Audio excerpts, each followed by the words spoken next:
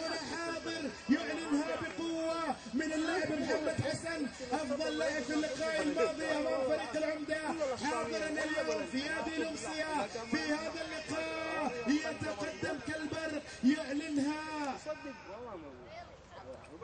جيت تكحلها عميتها، ركلة جزاء يحتسبها حكم هذا اللقاء، ركلة جزاء يحتسبها حكم هذا اللقاء. هادي مدرشي في كرة في انفرادة موجودة من الغزالي محمد حسن يعلنها من الجهة اليمنى، وعيني عليك باردة.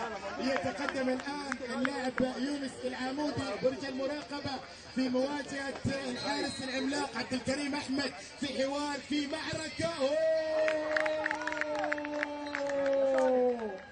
السد يعلنها بثلاثية، السد يكتبها في هذه الأمسية. ثلاثة موجودة، 3 أهداف موجودة، يعلنها بقوة.